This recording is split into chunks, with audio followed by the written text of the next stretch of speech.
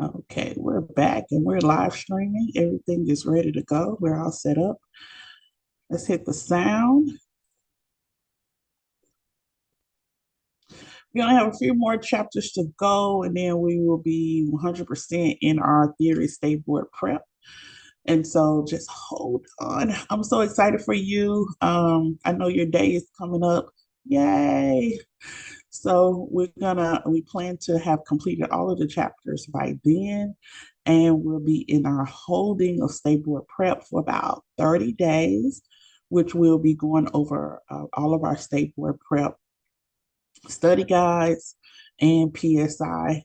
We'll be putting a thin comb through that PSI booklet. So I'm super excited for you and excited for the month of May and mid-June that we're going to have as we prep you for your theory exam. So that is refreshing that any day now in the summer, you could be licensed and on your way. So I'm super excited. Long time coming for that.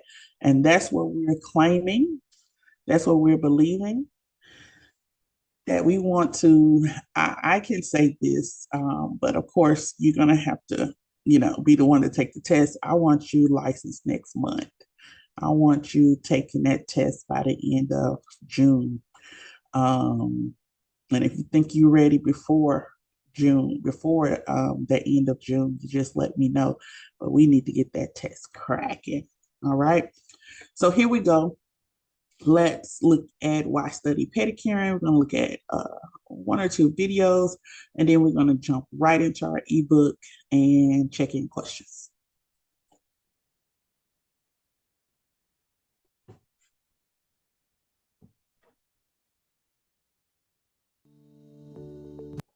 While pedicures aren't by any means a new service, they really only started getting popular in the 90s and are the industry's fastest growing service.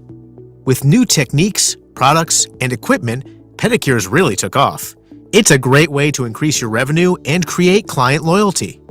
Pedicures can include a whole variety of different services, and splitting these up into smaller packages or bigger bundles allows you to create offerings to many different types of clients. Some people might just want to trim, while others are looking for the whole enchilada. Being aware of the different techniques, tools, as well as what to watch out for will help treat your clients' particular requests while keeping an eye on any health issues that they need to be aware of, thereby ensuring their safety and the safety of your salon. Being able to offer the right treatments will give your client satisfaction and give you money in your pocket.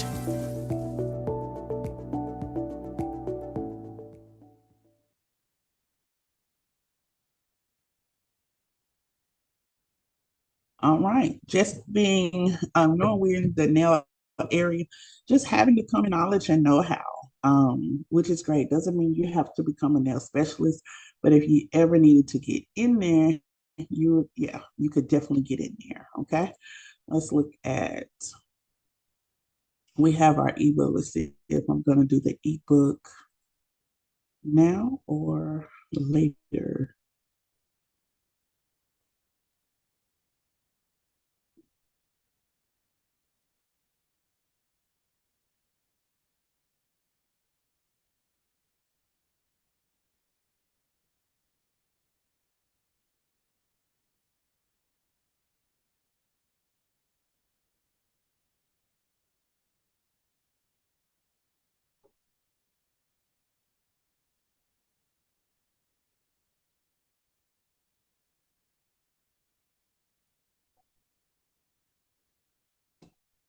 Okay, let's see what we got over here.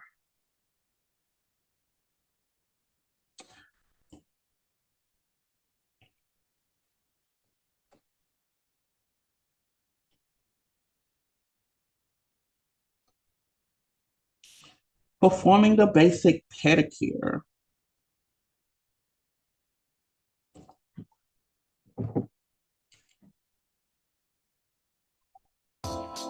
In this segment, we will demonstrate how to perform a basic pedicure. A pedicure includes trimming and shaping the toenails, exfoliating the skin, polishing the toenail, nails, and a foot massage. The basic pedicure has become a routine part of personal hygiene for many women. Pedicures require a separate skill set from that of a manicure, as you will see in this procedure. Prepare for this service by following your pre-service procedure. First, check the temperature of the pedicure bath for safety. Then, put on gloves and place the client's feet in the bath. Allow the feet to soak for 5 to 10 minutes to soften and clean them before you begin the pedicure. You should already have towels ready, either on the footrest, a cart, or in your lap. Lift the right foot from the bath and wrap a towel around the foot. Dry the foot thoroughly, being sure to dry between the toes. If you're using a basin or portable bath, place the foot on the footrest or on a towel in your lap. Remove existing polish from the toenails, starting with the little toe and moving across the foot towards the big toe. Complete polish removal is very important to the quality of the finished pedicure. Carefully trim the toenails of the first foot, keeping the nails straight across and even with the end of the toes. Always trim the toenails straight across to prevent the nail from cutting into the skin as it grows out. Pay special attention to the big toenail, as it is usually the most challenging to trim. Be sure you don't leave any rough edges or hooks that may create an opportunity for the nail to puncture the skin. If needed, use a rasp to remove, smooth, and round off any sharp points on the free edge of the big toe only that might eventually cause infection. Gently draw the rasp along the side edge of the portion of the free edge you've just trimmed. Pull the rasp towards the side of the free edge in short, small strokes. Keep in mind that the rasp is narrow and only files in one direction. Be careful not to probe with the rasp or point the tip toward the hyponychium. Carefully file the toenails with a prepped, single-use abrasive file. File the nails straight across, rounding them slightly at the corners. Smooth any rough edges with the fine side of an abrasive file. Apply cuticle remover and callus softener to any calluses. To avoid cross-contamination, be sure to apply cuticle remover from a clean and sterile palette. Then wrap the foot in a towel and lay it aside. Remove the other foot from the foot bath and perform steps 2 through 7 on that foot. Remove the first foot from the towel wrap. Use a wooden pusher to gently remove any loose, dead tissue around the toenails. Next, use a foot file to smooth and reduce remaining thicker areas of calluses. Then, apply an exfoliating scrub to remove any dry or scaly skin. Rub in the scrub, applying extra pressure on the heels and other areas where calluses and dry skin tend to build up. Next, put the first foot back in the foot bath to completely rinse off the scrub and callus softener. Then, lift and hold the foot above the water and brush the nails with a nail brush. Loosely wrap the foot in a clean towel.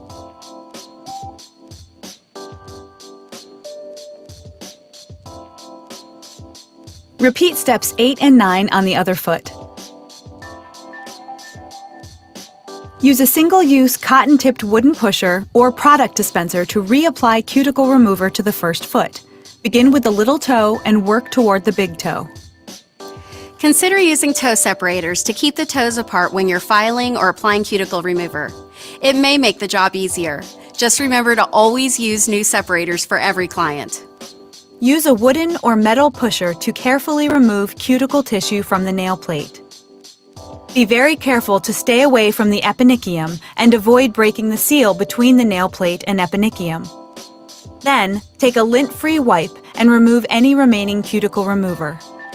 Use a nipper to carefully remove any loose tags of dead skin. Never cut, rip, or tear the living skin. Cutting cuticles can lead to serious infections.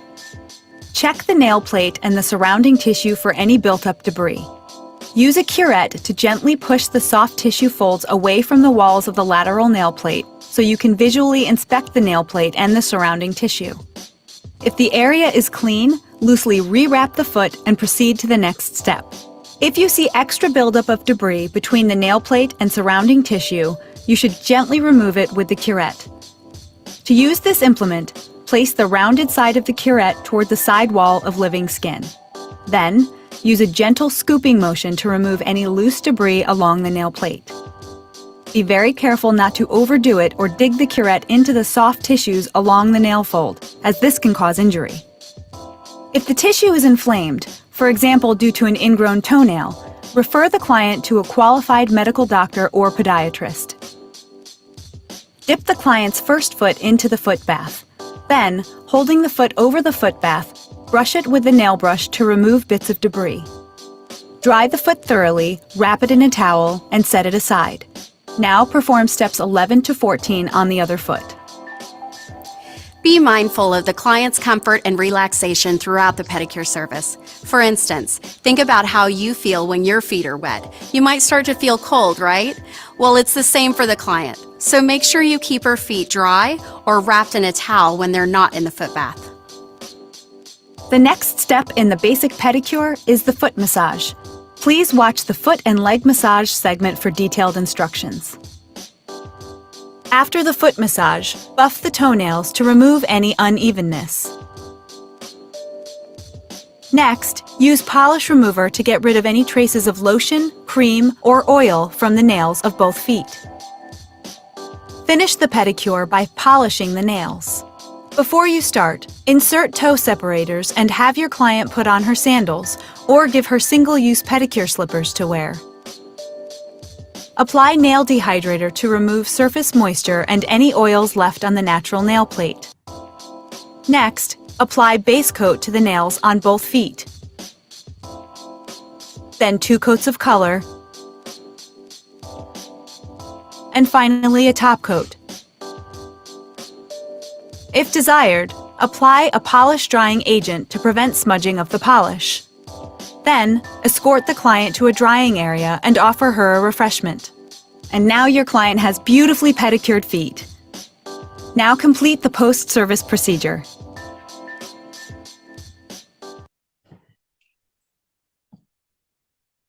All right.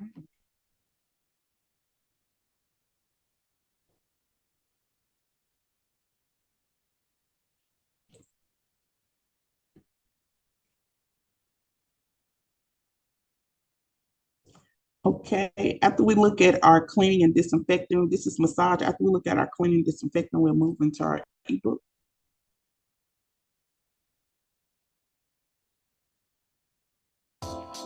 In this segment, we will demonstrate how to perform a foot and leg massage. All massages are enjoyable, but foot massages tend to be particularly relaxing. Clients look forward to this part of their pedicure, so perfect the techniques described here to make yours truly special.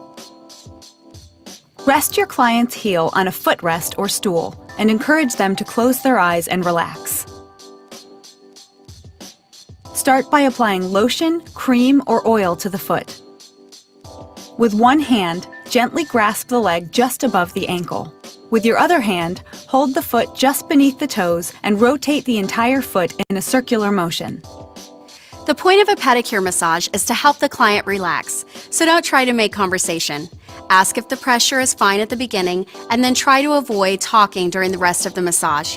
A foot massage requires a firm touch, although not firm enough to cause pain. Firmness can prevent the tickling sensation that can make clients tense and unable to relax. Ensure your nails never touch the client's skin. Continue to hold the foot in one hand. Place your other hand on the dorsal side or top of the foot, with the base of your palm behind the toes. Lift your fingers away so that only your palm is touching the skin.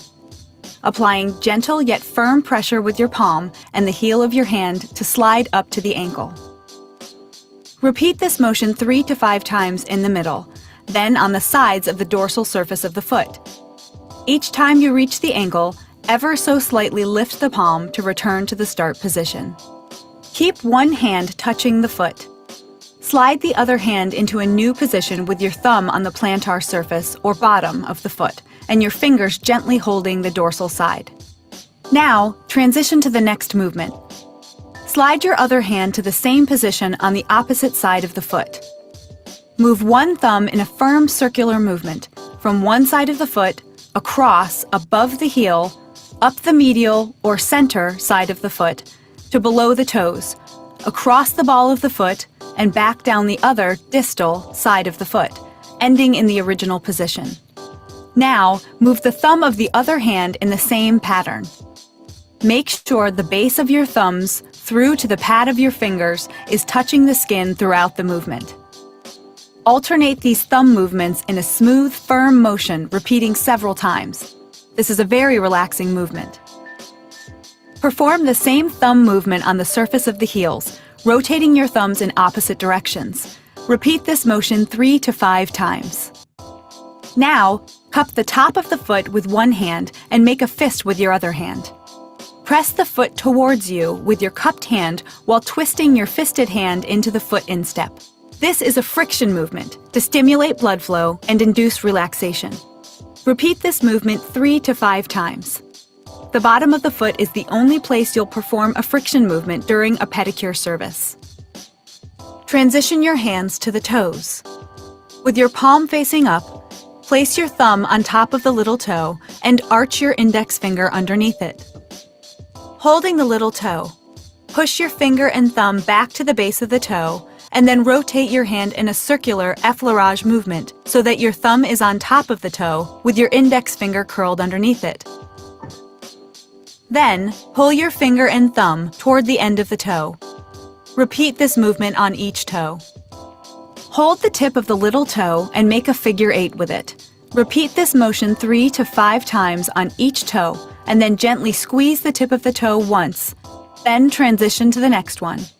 Make sure you use sufficient lotion for this movement to be comfortable and relaxing. Repeat all the movements as many times as you wish, along with any other movements that you'd like to perform. Then repeat the entire massage on the other foot. To keep your client warm and relaxed during a foot massage, wrap the foot not being worked on in a dry towel. End all your massages with a traditional release technique called feathering. Feathering makes the end of the massage special, signifies to the client that the massage is ending, and provides a gentle release from the client.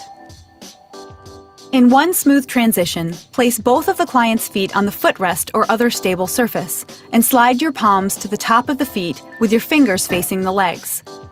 Gently but firmly press your entire hands slowly into the feet. Do this 3 times, maintaining each press for 1 to 2 seconds. After the last press, lift your palms slightly but keep your fingertips touching the feet.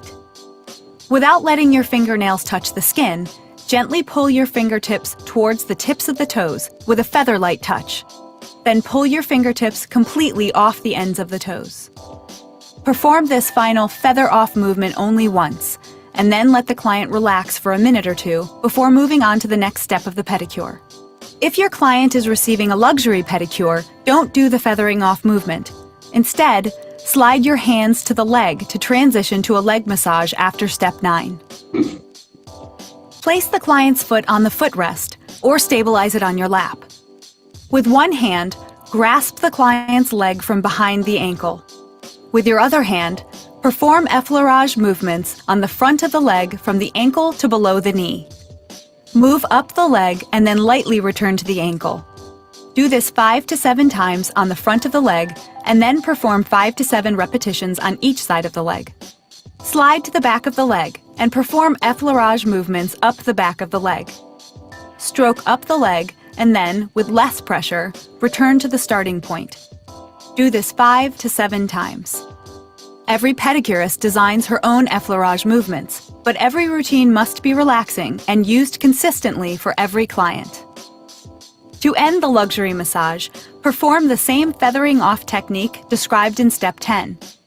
Let the client relax for a minute or 2 before moving on to the next step of the pedicure. All right, and now on to our final one. Go ahead and get our videos out the way. We can move strictly into our theory.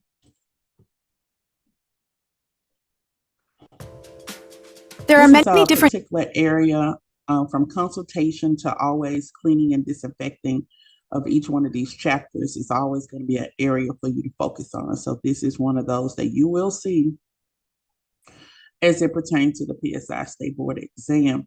Also, is chapter 5, infection control, which is a majority of your exam. All right.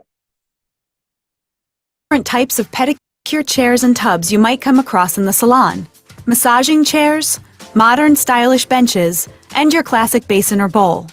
Some foot basins circulate water via fans, pumps, or whirlpool jets. Some connect to running water and a drain system, while others are completely portable. Despite these differences, all pedicure tubs and equipment have strict cleaning and disinfecting protocols for after each client, at the end of every day, and once a week. Failure to properly maintain the cleanliness of your foot spa could result in the growth and spread of disease-causing microorganisms, which are dangerous to both you and your clients. In this segment, we will explain the different types of foot spas and demonstrate the required cleaning and disinfecting regulations. Many salons will refer to any of their pedicure chairs that circulate water as whirlpool spas. However, this is a misconception. There are 3 types of foot spas that circulate water: whirlpool, airjet, and pipeless. The whirlpool foot spa creates a massaging effect by recirculating water through built-in pipes and jets, similar to a jacuzzi tub, and is often referred to as a piped foot spa. The whirlpool or piped foot spa has come under scrutiny because disease-causing microorganisms tend to grow inside the pipes despite the disinfecting process, and therefore has been slowly discontinued in the industry. The air jet basin uses a blower to force air through small holes in an air channel, creating an overall bubbling massage. Water does not circulate through these air channels. The new standard in the industry is the pipeless foot spa. The pipeless foot spa uses impellers, the rotating blade of a pump, to circulate water. This no-pipe foot spa is easily cleaned and disinfected. All 3 have similar cleaning and disinfecting procedures. We will demonstrate on the pipeless foot spa. Let's begin by demonstrating the procedure for after every client. Be sure to also consult the operating manual for the manufacturer's disinfection protocol. Put on gloves and safety glasses. Drain all water from the foot basin or tub if it has not already been drained.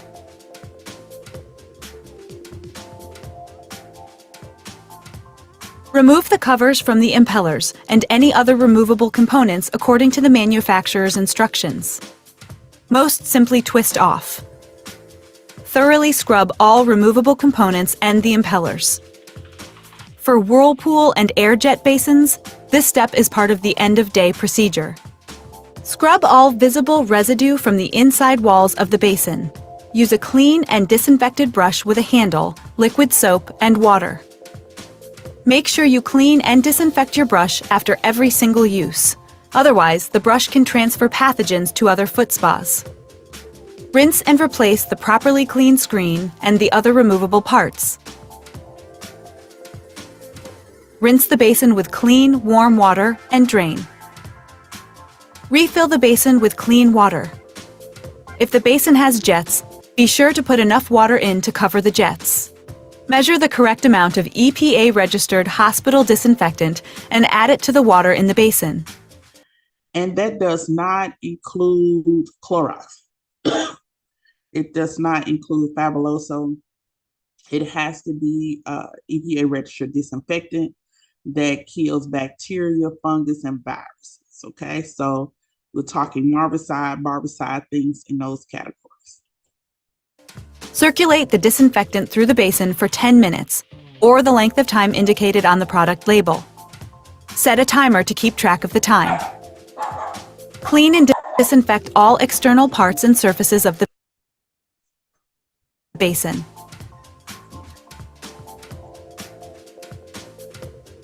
Drain, rinse with clean water, and dry the basin with a clean paper towel.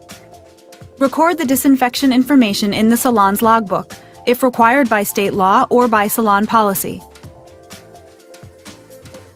In addition to the cleaning procedures after every client, it's also important to circulate chelating detergent through foot spas at the end of every day. Take a look at the following demonstration. Put on gloves and safety glasses. For whirlpool and air jet basins, you will need to remove the screens and any other removable parts during the end-of-day cleaning procedure. You might need a screwdriver for this. In pipeless spas, you perform this step after each client. Clean the screens as well as the area behind these parts. Rinse and replace the properly cleaned screen and the other removable parts. Fill the basin with warm water and chelating detergent.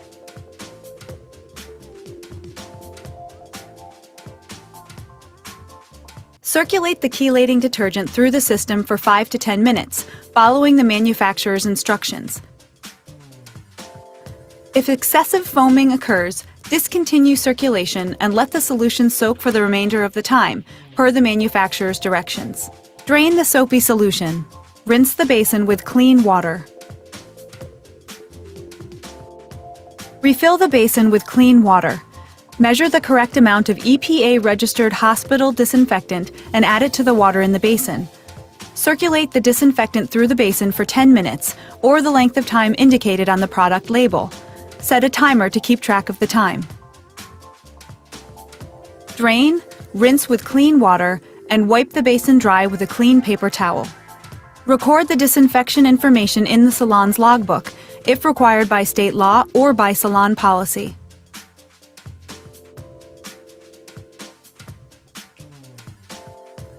Don't ever skip the once-a-week disinfecting procedure. Once a week, you should allow the basin to soak in the EPA disinfectant solution overnight. It's important to follow the same steps as your end-of-day procedure, but leave the disinfectant solution in the basin through the night. After your end-of-day cleaning procedure, don't drain the disinfectant solution. Turn the unit off and leave the disinfecting solution in the unit overnight. In the morning, put on gloves and safety glasses, and then drain and rinse the basin with clean water.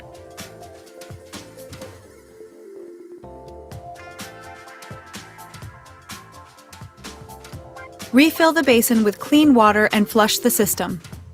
Drain and wipe the basin dry with a clean paper towel. Record the disinfection information in the salon's logbook, if required by state law or by salon policy. Finally, we will demonstrate how to properly clean and disinfect non-whirlpool foot basins or tubs. This type of tub does not circulate water. It can be connected to running water and a drain or be portable. If it is a portable tub, you will clean and disinfect it at the dispensary sink. Any equipment that holds water for pedicures must be clean and disinfected after every pedicure. Put on gloves and safety glasses. Drain all water from the foot basin. Scrub all visible residue from the inside walls of the basin. Use a clean, disinfected brush, liquid soap, and water. Rinse the basin with clean water and drain. Refill the basin with clean water. Measure the correct amount of EPA-registered hospital disinfectant and add it to the water in the basin. Leave the disinfectant solution in the basin for 10 minutes, or the length of time indicated on the product label. Set a timer to keep track of the time. Drain the basin, rinse with clean water, and wipe the basin dry with a clean paper towel.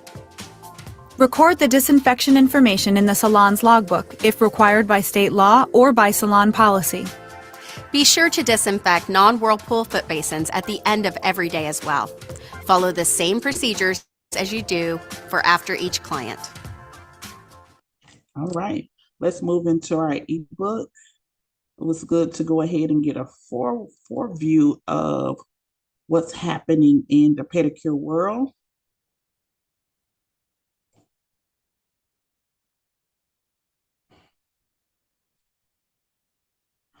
So initially, we are focusing on the cleansing protocol techniques. We definitely going to reach into consultations and also infection control. All right. Those are some of the major concerns that we're going to focus on. Let's see, do we have to stop share and begin again? Please stay tuned. Ebook is coming up.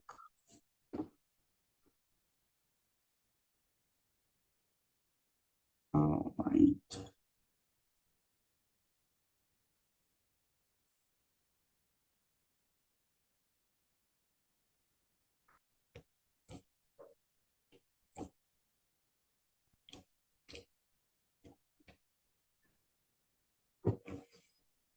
All right.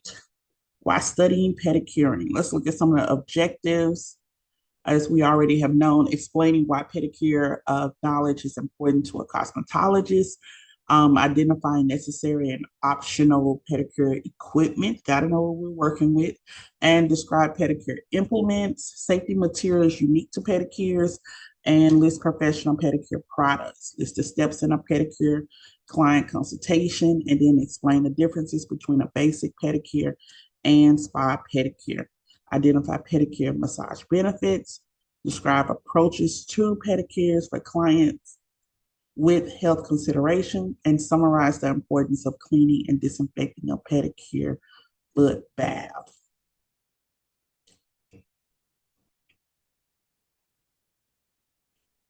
All right, let's look at why studying pedicuring. One thing we want to do, we do want to highlight in yellow today, and that's going to signify, bookmark a couple of areas to study.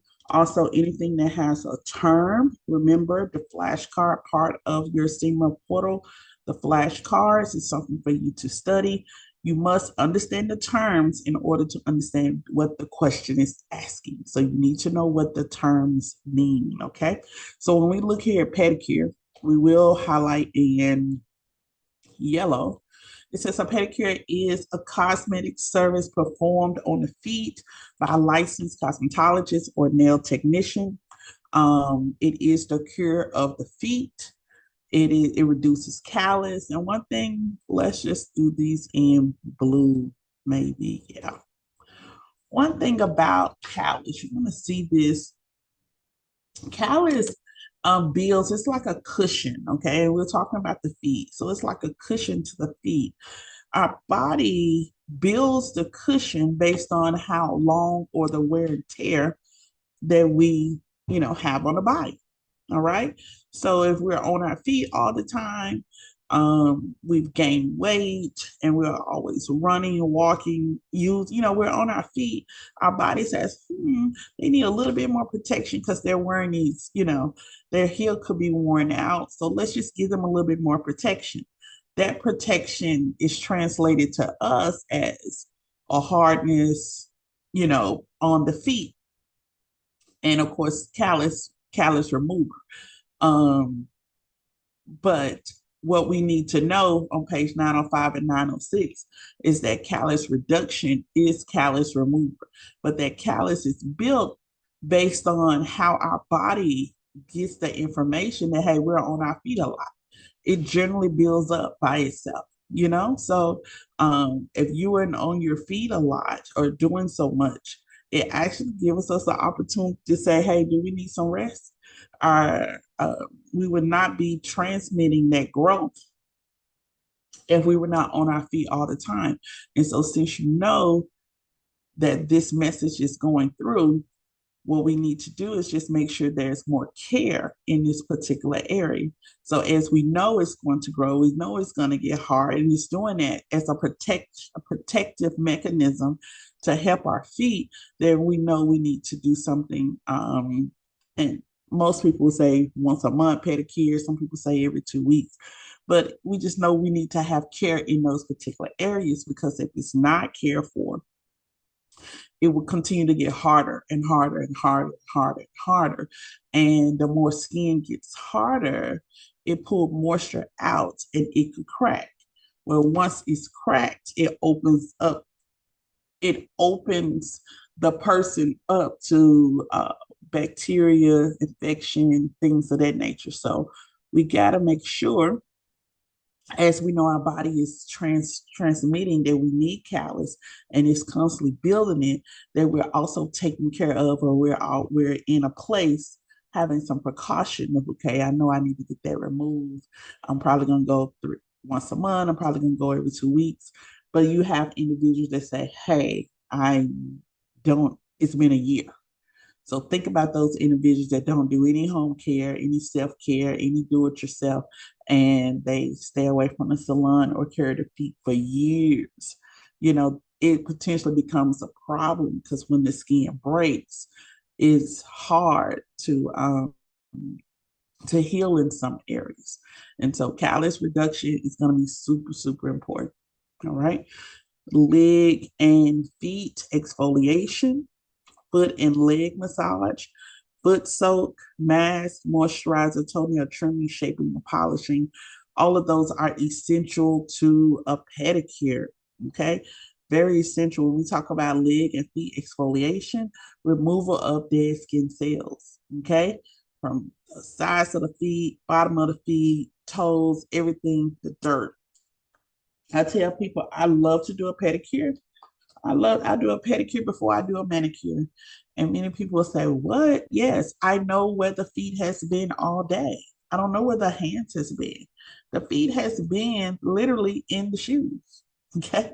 And one of the first steps of the pedicure is soaking.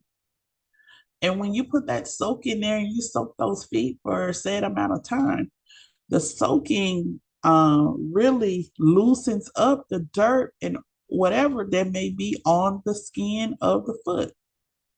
So whatever's in between the toes is softening and pulling and falling off in the water.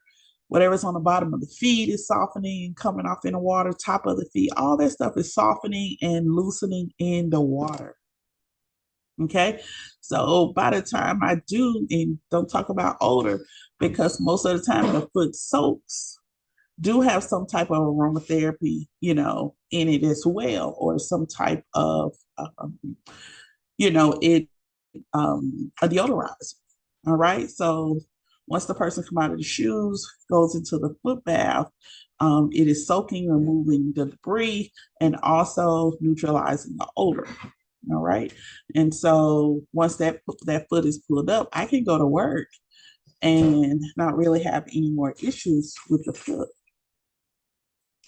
And then, of course, you have foot and leg massage, which cousins to reflexology, okay, which means very stimulating, very relaxing components. Every organ that we have in our body is connected to our feet. And what connect those are nerve endings. So every time we touch or massage a portion of the foot, we are stimulating something in our nerves and also our organs. Okay. So a lot of times, I like to tell students the top of the toes, especially the big toe, is your sinuses. The toes is your head space. Okay. The toes are your head space. So even headaches, the toe. Okay. Sinuses, the top of the toes. All right. And then we go down right under the toes. You're going to have your upper chest. Okay. And then as you maneuver to like the middle of the feet, you have the middle of the body. So now you're talking about the trunk. You're talking about those organs. You have lungs, stomach, and intestines, things of that nature. The side of the foot, I think there's like a spleen on one side. You're talking about lymphatic drainage area. You're talking about your back, your sides, things of that nature. Your spleen is on the side of the foot. Okay. And then, of course, as you move down towards the heel area, you're talking about that lower torso. Okay.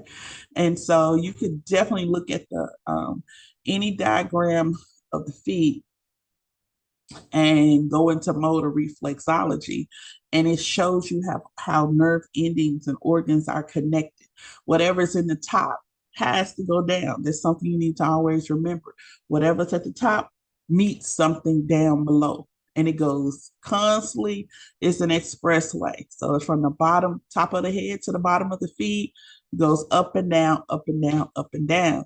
And as we apply pressure in certain areas, we stimulate the organs. Okay. So if people are having cramps, they're having digestive issues, there's certain things that you can do. There's certain areas you can press in the ear and certain areas you can press in the feet to remove pain or to remove pressure in those particular areas. They call it acupuncture and reflexology. Okay. And actually, cosmetologists, estheticians, manicurists, you guys will operate your part of your scope of practice. You can do reflexology. okay?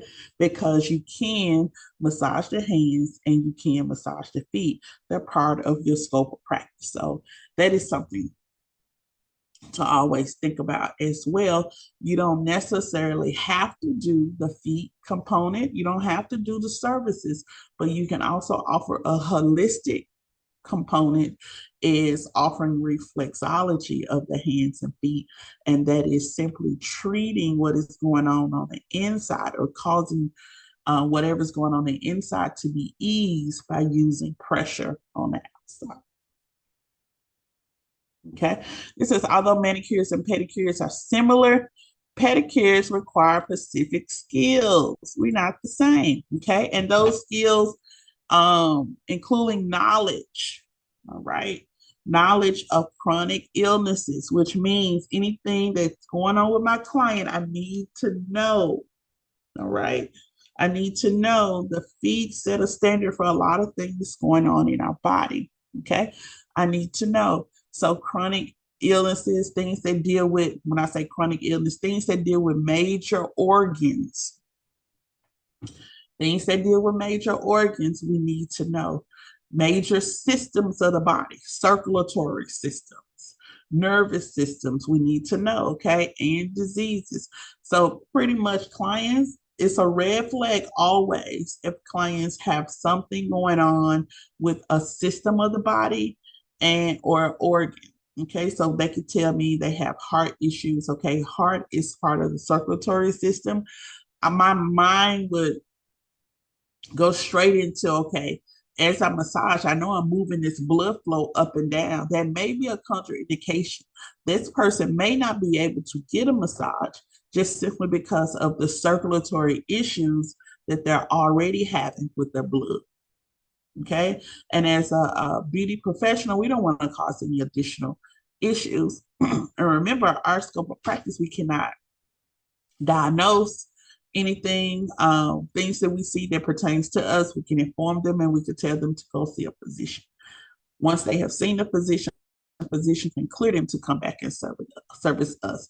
They should not be asking us to do things that's outside of our scope of practice. And whenever there's a contraindication present, we should not be performing the services. Okay? Even if it's, oh, that happened all the time. Oh, it's nothing happens. Just no, we should not be performing the services. Okay. It says though pedicures have been performed since ancient times and in beauty industry for decades. You do have, we're talking, they've been reinvented as of like the 80s. Okay. And in the 90s with the developing the spa industry. So now we've had, and I talk to estheticians about this all the time. There is a beauty industry that particularly focuses on the hair and makeup. Okay. And then there's a spa industry. The spa industry has a major focus on skincare, but also relaxation. Okay. So you've ever heard of day spa? All right. So, and now they have med spa too. It's pulled out, so it means the healing. The if I'm treating your facial, okay, of course we have this relaxed atmosphere. But as we talk about day spas may also do a little manicuring. They may not do a whole lot of chemical services like acrylics and stuff, but they may do a little manicuring. But along with that, you may get a facial. Along with that, you probably get a massage. So it's been a part of day spa services for a while now. And many individuals would choose to open day spas rather than beauty salons because day spas will give you a little bit of everything, but it will be more on the holistic, more on the very mainstream, relaxing and nothing that's really over the top, probably in premium price and luxury, maybe. But the day spa component is something everybody can move into because it has a little bit of everything, but it comes at a premium cost. All right. So some people will say, I'm going to have a full service salon versus a day spa. Well, I would probably opt for a day spa.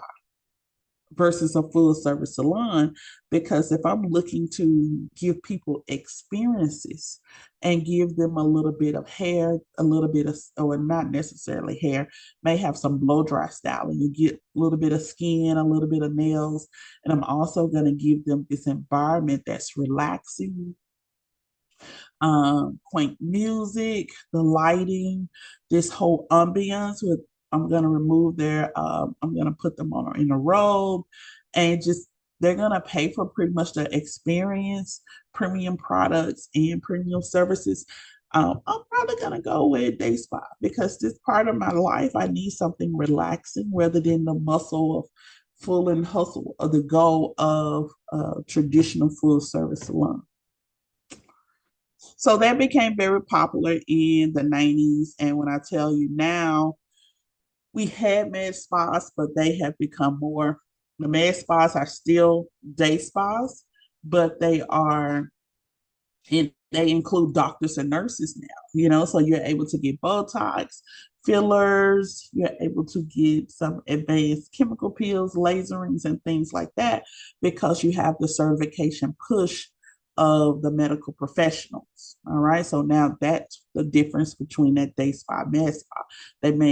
Med spa may focus completely on skin, may do a little nail, but we're talking about clean, manicure, things of that nature, maybe a little gel, LED, something of that nature, but you're not talking about no complex services, no acrylics and things of that nature. All right. Pedicures are a regular forgoance of many individuals now. So it just kind of have picked up traction throughout the time. And I'm going to tell you, a lot of beauty services have gained traction. And people will say economy, economy, economy. But you know what? The beauty industry is still withstanding.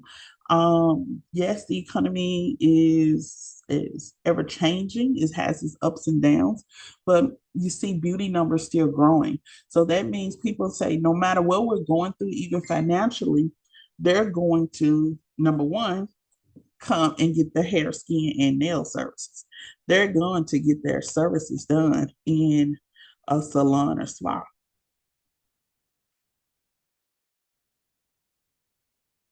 So, that's something you have to look at as well, is that we're still ever growing.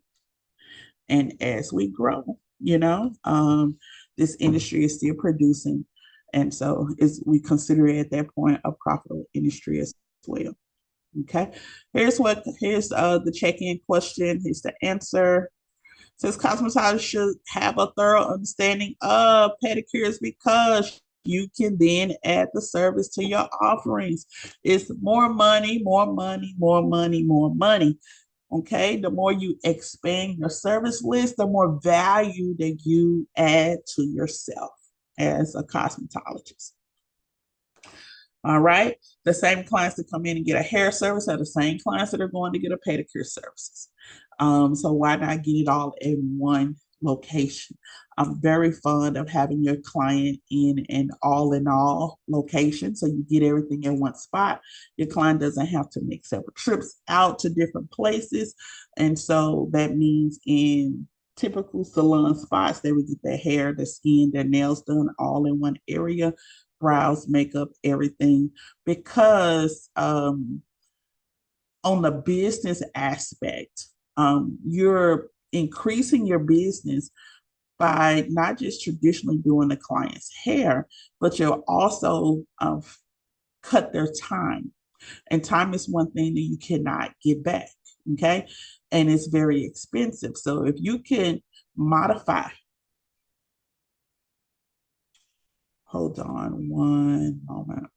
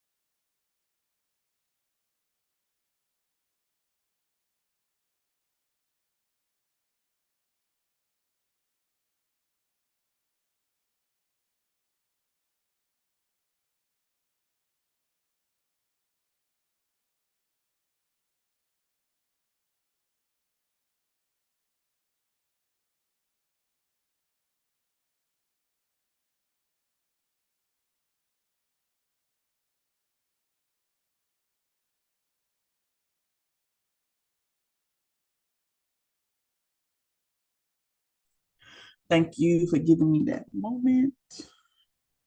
All right. All right. And it says, okay, so we know we're going to add it as promoting. Our clients, they love to get pampered.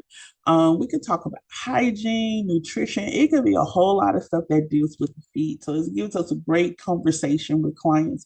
Always talk about preventive measures as well.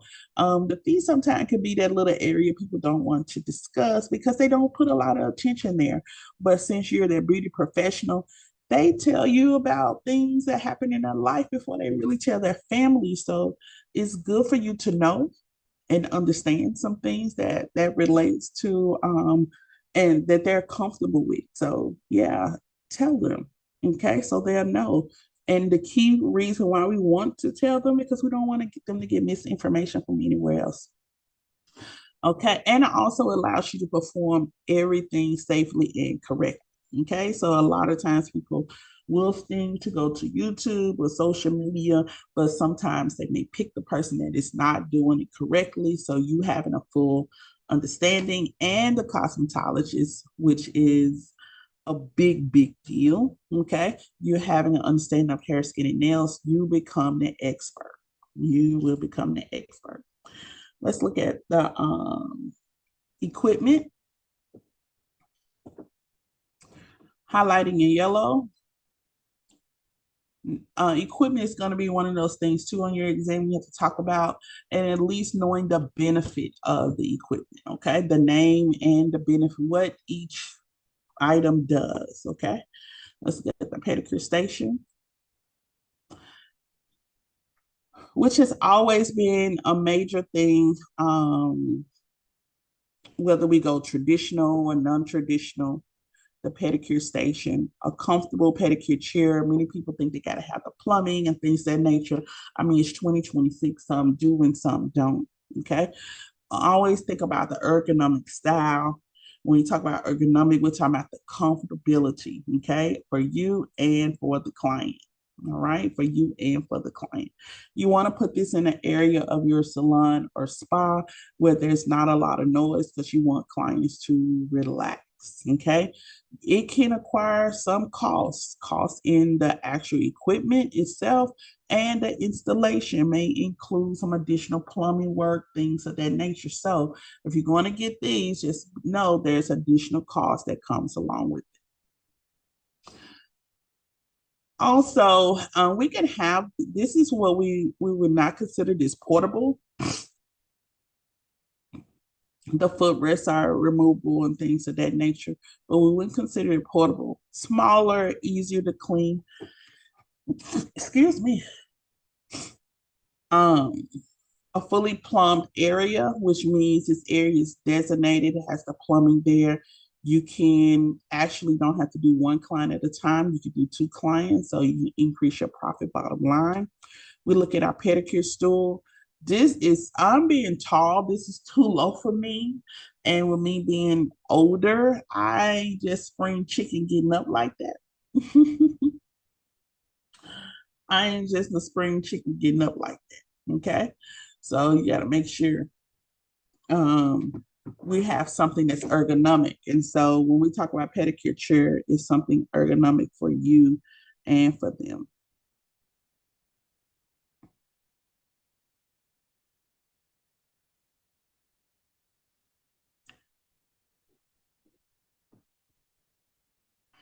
Now, here's another pedicure chair which serves, look at the benefit, has a more flexible back support. They both have cushions, but this cushion looks a little bit more ergonomic. And when I'm talking, remember ergonomic equals comfort, okay? Um, and here's the thing, look how wide the cushion is. That's something we need to talk about. And how low.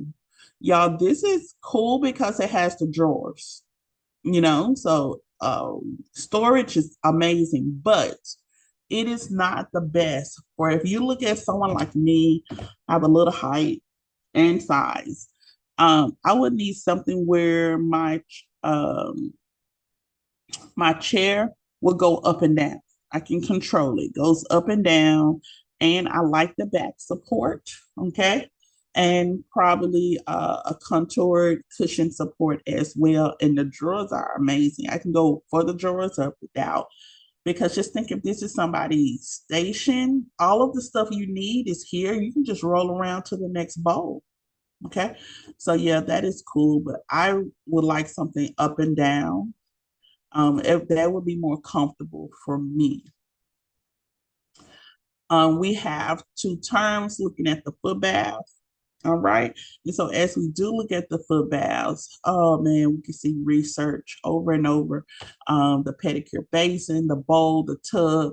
It's called many different things, but the foot bath is traditional, and you can purchase those for as cheap as maybe $20 and sometime up to $1,000. And then you have the automatic whirlpool foot baths, where even the cheaper ones also have this whirlpool effect. Okay.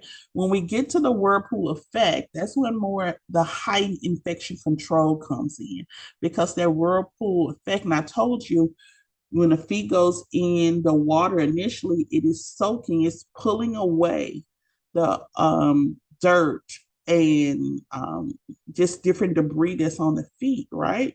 And so clipping, shavings, is exfoliation, that dead skin cell that is whisked around in the water. Okay. And then to say they drain it, it goes down the drain, but it's sitting in that drain area. All right. And so when they get ready to redraw the water, it comes back up. And so when it comes back up, the water looks pretty, looks amazing. But when it comes back up, it's still whirling around in that bottom area. So this is where a lot of infection starts if it's not cleaned properly. Okay, so you have people that have issues with the toes, issues around the ankle, and sometimes that spreads up. That fungus spreads up, okay, or tinea, ringworm bacteria that can spread up. And I've seen just articles of people having to cut off from knee down one of their legs because of the bacteria infection that spread up the leg. And so that's something you really have to think about. So salon owners, day spa owners, if you're going to incorporate even nail spas, if you're going to incorporate pedicures and things of that nature, it has to be a very heightened infection control cleaning protocol. Okay. Because it could come back on a salon, a spa, or even the professional. You don't, and then we don't want to harm any of our clients as well. So we got to make sure this is not a surface wipe.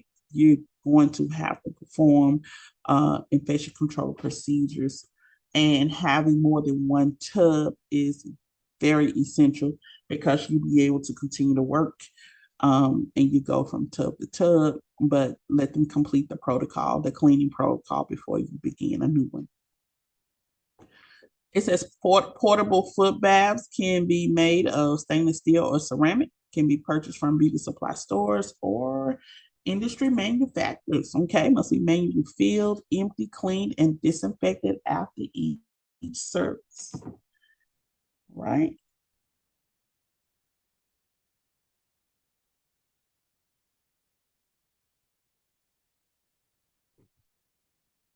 We're always looking at the customizable pedicure. And let me tell you what you can do in Tennessee. You don't have to have a beauty license to open up a salon or spa. Let me just tell you that. You do have to be at least 18 years old. Okay. So anybody can open up, but you got to have a license to work in it. Okay. Got to have a license to work in it. Tennessee offers, you can have a nail shop by itself. You can have a nail and skin shop. Okay, so you can there's a license, there's a nail and skin shop license. I don't know if you knew about that, but it's like a nail shop, but you also can do skincare services.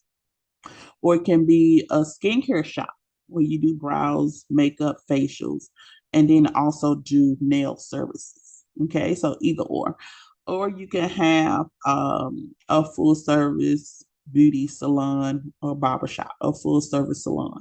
Okay, So a full service salon is you do a little bit of everything, right? So those are some options.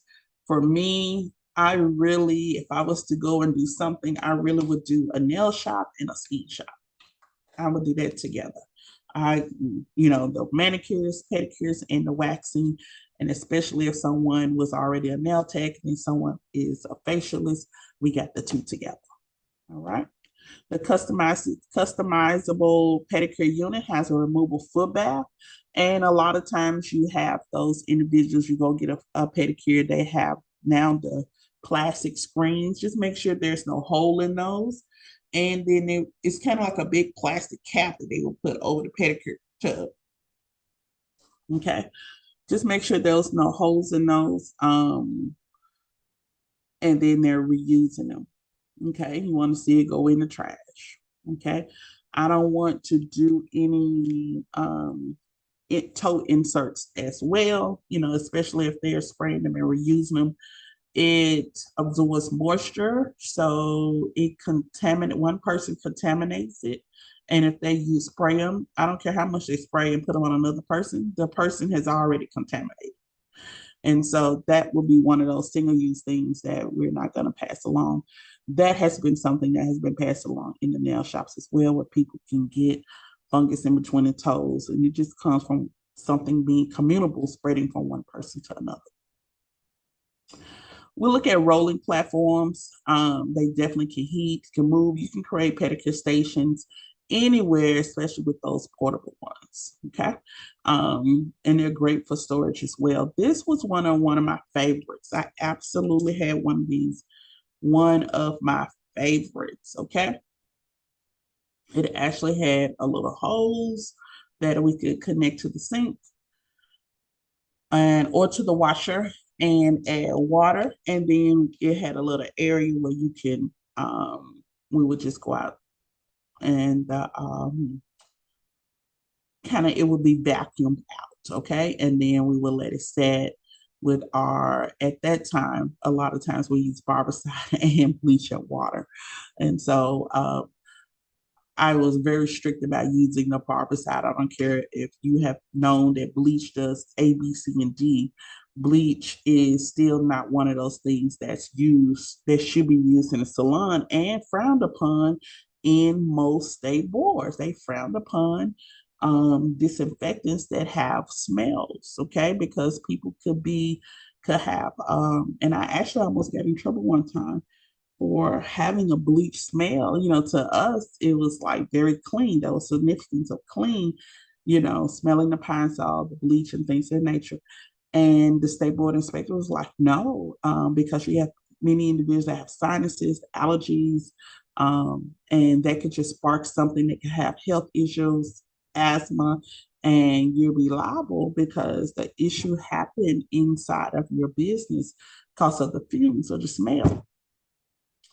And I said, okay, well, we're just going to go straight with EPA. Okay, things that we know that is that it kills bacteria, viruses, fungus, things of that nature. Which again, when COVID came up, we were good, and I didn't know we were good until I went to the school and saw the jugs of EPA, the jugs of barbicide that I had. And when I looked on barbicide, it said it kills COVID-19. And I was like, well, we're good. We can stop scrambling for, wipes and things of that nature because we're good. Okay. So that was the major thing here. Was just even when we vacuumed out the water, it would still have to go through a process of using the EPA, which at that time was Marbicide. I still highlight this particular area too. And it was great in cost. It was amazing in cost. Okay. My clients absolutely loved it because the nail tech could roll around while the client was under the dryer. So you didn't have to be in one, particular area. And so while the client was under the dryer for whatever time they were under the dryer, they could also get their pedicure. So we cut the time down. That was something that the client loved. Okay. considered ultimate because it has jets. I mean, it does not take away from anything. Okay. Does not take away from anything. Some of the bigger ones, they are situated in particular areas. They're not, they don't have a lot of movement. So just being very careful about that and having that routine, having it signed off on as far as cleaning. That's the biggest thing. Your pedicure cart, of course, it stores. Okay. You may want to get something that looks, cute, savage a little bit, but it's nice. Foot mitts are optional, but when I tell you as part of spa component, necessary. Okay. I do use a liner. Most of the time, I'm going to use the foot mitts with paraffin dip. Okay. After I clean the feet, or it can be used as a add-on spa service. I'm going to make sure the person has clean feet or pedicure. And this is going to be good for individuals who have dry feet. Sometimes I would just get the lotion or oil component, mix it together, maybe a cream shea butter or something, and go over the feet really good. May even do it twice and then wrap it in saran wrap and put it into the foot mix. Okay. I'll leave it on for 15, 20 minutes. What's happening? Those heated mitts, and they have them heated and unheated, but using the heated ones, you really get to push that heat, pushes that moisture into the skin. What happens? The skin retains that moisture, and so you have less dry, crack, crusty feet. Okay. And then if you're going to do the paraffin and you're dealing with dry skin, dry feet, I would bring in the paraffin, clean the feet, dip the feet in the paraffin wax about 3 times. No, clean the feet, do my shea butter or my oil, wrap it around with saran, wrap it around really, really good in that shea butter and oil component. And I use that as a double moisturizer. Then I dip it in the paraffin wax. And then I will wrap it around with the saran wrap and put it into the mitten. Once you do that, that's like a triple hydration. Okay, 15, 20 minutes. It's an upgrade. It does turn into a spa pedicure. So, and so because now we're trying to work on curing a problem. We're trying to take care of a issue. And so we're creating a solution. And we don't want that client to have dry, crusty feet. And what if it's a wedding night, it's engagement night, it's a birthday? We do those things. She's going on vacation, a vacation, whatever. We do those things for our clients, and we let them know we have those services because sometimes they just don't know. And so that becomes a solution to someone that has those, and while they're getting their services done with their hair, they can be getting that service done too. So you just enhance your menu in your salon. You may have had a new manicurist or a new cosmetologist who can do everything. You just giving them, you brought more money in, giving them an opportunity to have a client, and just brought more awareness. And so when they get ready to rebook, they rebook with you. That's the paraffin bath I was telling you about, and talks about it last chapter as well. But I absolutely love it. You can use it with or without. The hot stones is a favorite for me. Oh my goodness. I'm just going to highlight this whole page. The hot stones. Oh my goodness. Woo. I'm bookmarking this. The hot stones just takes your pedicure, your facial up to another level. Now you're talking spa. Okay. Because whereas somebody who was on their feet all the time, just what if they worked, they were a cashier, warehouse worker, teacher, they're on their feet a lot. When you get them in that chair, already the pedicure is feeling amazing to them. But when you put them hot stones, and instead of doing a massage with your hands, you take the hot stones and you massage your feet with the hot stones. This is what the hot stones do. You put the hot stone on the skin. Of course, you're going to test it. If it doesn't burn you, it's ready to go. The hot stone on the skin. When the stone is situated on the skin, it penetrates the layers of skin and the heat starts coming into the muscle. When the heat comes into the muscle, then the muscle tightens up and then it starts to relax. All right. The heat is like the massage. So the heat starts to generate throughout the entire muscle, causing you to seriously relax. Now, as you apply pressure and moving that stone back and forth, it becomes this another level of relaxation. Your client is like, what is that? I understand that sometimes when you go into traditional nail shops, and I'm just speaking from experience, they put the hot stone, they're just going up and down. Or they try to do this with the hot towels. They try to, give you the hot stone effect with the hot towels. But there's nothing like the slow move of that hot stone on the bottom of your feet or up your leg. You talking about standing on clouds when you get up. I love hot stones. And then hot stones allow you to expand your menu, and your client starts saying, I think I want that. You do it on the feet, you can do it on the hands, you can do it on the face. That's your scope of practice as a cosmetologist. You can do facial massage, scalp massage, hand massage, and also feet massage. Okay. So those hot stones can be used in different areas, and it is a benefit to your client. A lot of times, while my client is probably getting a facial, I teach my students to take the hot stone, put it in their hands, and massage their hands and arm with the hot stone. Why? What if they work with their hands all day? What if he's a construction worker? What if he built houses? What if she types all day? And so what if, they're athletes? So it is so many things, so many benefits to the hot stones. And you can find the stones. It's good to find stones that are the size of your muscles, but it's good for you to know the muscles of the body. And so a lot of times when we're doing a pedicure, we will find very small circular like stones, and we will put them in between the toes and just let them sit. It's going to massage the muscles, okay? The bottom of the feet, the top of the feet, the sides. It's going to massage those muscles, the calf. It's going to massage those muscles. As a cosmetologist, you cannot go above the knee.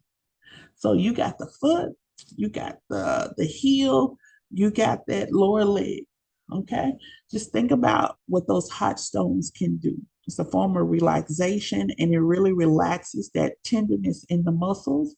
And so if someone says they're tense, the muscles will just relax on its own, just being in proximity to the heat. And heat is a form of massage. One thing we need to know about hot stones, the darker the stone, the more heat that it holds. You ain't even got to do the work. But if your stone is jet black, it's going to hold a lot of heat. Contrary, if your stone is white or gray, it does not hold heat. It's going to stay cold longer. So there are times where you will need cold stones and not hot stones. Most of the time, cold stones are needed during a facial because it helps reduce redness. Okay. If someone has waxing and the eyebrows are left red, use a cold stone, quartz, or something of that nature. If someone has had a chemical peel or something that has some red, some inflammation, use a light colored stone. Use a light colored stone. Okay. But I just wanted to share here. Where can we get our hot stones? Traditionally, I have friends that collect stones from the beaches of Africa. You know, say, Ms. Cox, that is not true. It is absolutely true. My friends, who Africa is their home. When they do go home to, and they're braiders, cosmetologists. So when they do go home, they go home for like the winter time. Okay, they may spend 2 or 3 months in Africa during our wintertime because it's really, really hot still there. And they're on the beach. The beach is the water smoothed out the stones.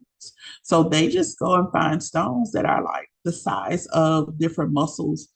Um, and they'll pick them, and you would call them little rocks and things like that. But the more that those waves come across those rocks, it smooths the rocks, and the darker the rocks, the more heat that it holds.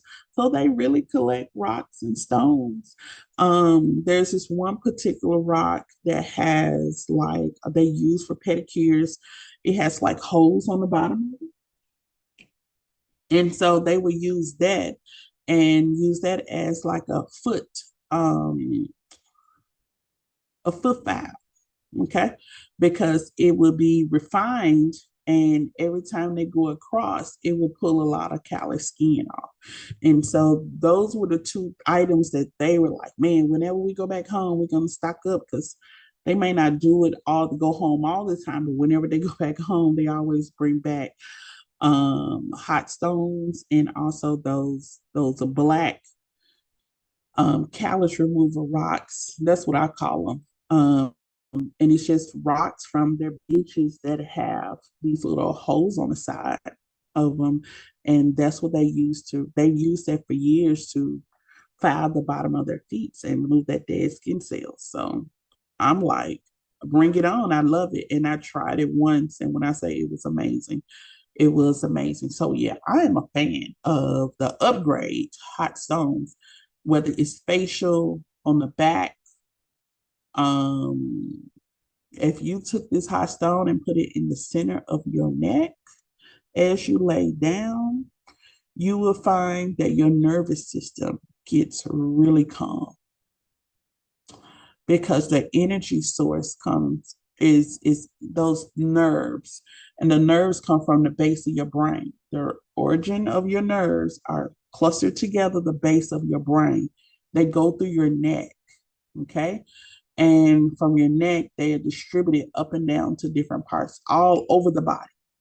But if you take a hot stone and place it on the back of your neck, where all of those nerves come in, pairs of nerves come in, you will find that there's this sudden relaxation because those nerves that were transmitting all those messages and moving all around now become very, whew, okay, very musa. And then if there's anything going on that, there may be jumbled, cramps, I'm not sleeping right, all of that gets smoothed out with hot stones. And of course, you can find it on Amazon as well.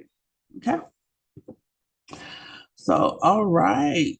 So, yeah, we're going to pick up tomorrow on pedicuring implements. So, we'll just finish up on pedicuring tomorrow, but just want to go over equipment and see some videos, talk about pedicures,